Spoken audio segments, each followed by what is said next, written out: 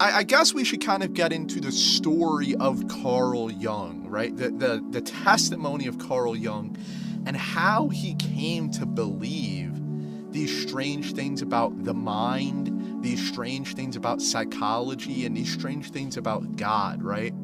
So Carl Jung is a Swiss psychologist who was a student under Freud, or I guess maybe a contemporary with Freud. And he's working there as a psychotherapist, and he's trying to diagnose people with schizophrenia and try and heal them through this concept called the talking cure, which we call psychology therapy, where you sit down with a therapist and you talk to them, right?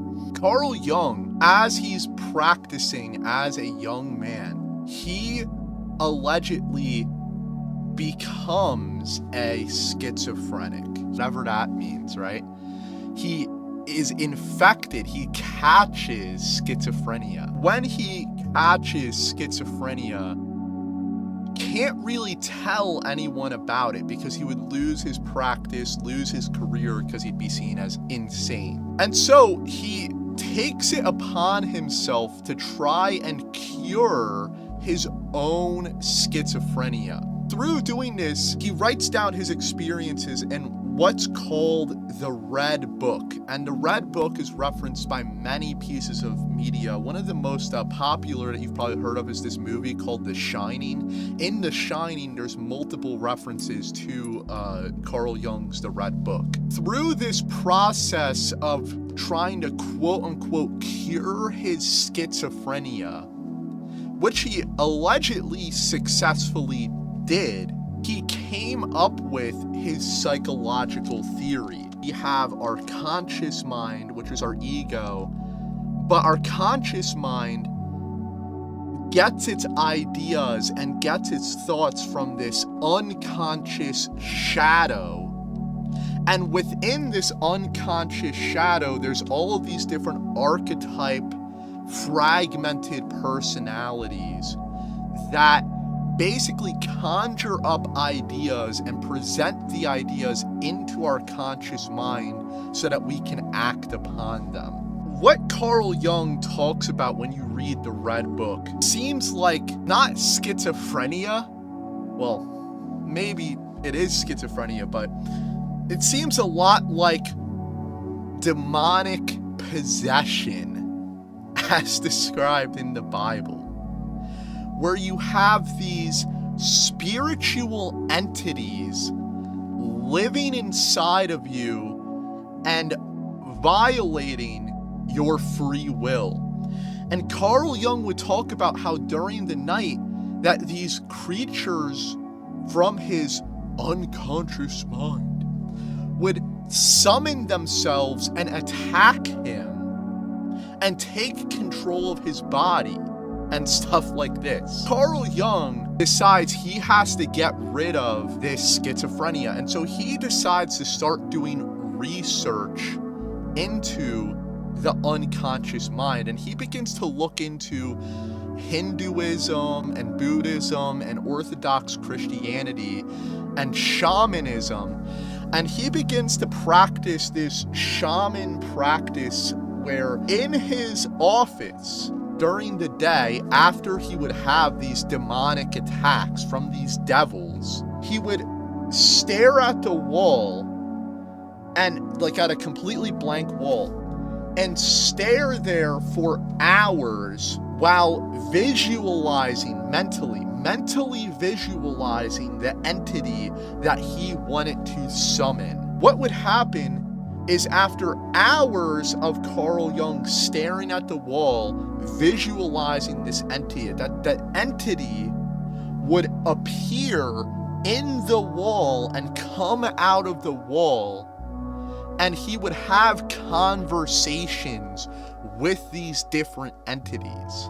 That's where he gets this idea of archetypes. He gets this idea, this concept of archetypes from summoning up these devils which were possessing him. And when you really get down to it, that's what it seems like. And in fact, I'm going to share you one of the stories from the Red Book where where it just proves this is demonic possession. This guy's possessed by devils. He says that all people have these different devils inside of them that possess them, and that these devils control your life. He even goes so far as to say that, like, the pagan gods, Zeus and Mars and Jupiter and all these pagan gods, are just ancient people trying to describe these devils which were possessing him. In the process of summoning up these devils which are possessing him and having conversations with them, he comes up with this theory that all people are demonically possessed by these archetypes, the same archetypes which are possessing him, and that they control our daily lives. The basic idea behind Jung, well, really just the truth behind Jung's little psychological model, is that he was possessed and he tried to psychologize it, right? Yeah. He tried to give it a scientific spin, because he teaches that the unconscious mind, where all these devils reside, is actually separate from you. It's a separate, autonomous being to you. Well, let me just talk about one of these experiences that Carl Jung talks about in the Red Book. He talks about this experience where he summons up a character that he believed that was possessing him, which is called the devil. When he summoned up the devil, he's sitting in his armchair staring at the wall, he summons up the devil.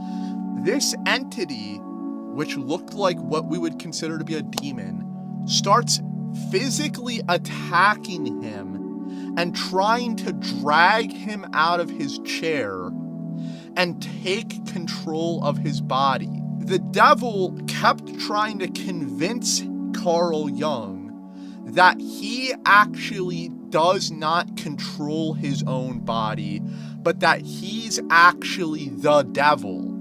And Carl Jung accounts having to grip on to his chair and continually repeat to himself, I am Carl Gustav Jung. I am Carl Gustav Jung. I am not the devil. I am Carl Gustav Jung. I'm not the devil. I'm Carl Gustav Jung. I am not the devil. Just repeating to this over and over again because this devil was trying to take control of his body. It's totally not demonic possession, guys. It's just archetypes. It's just the unconscious mind, guys. I don't know how this guy or how anyone thinks, oh, it's all just psychology. It's totally not witchcraft.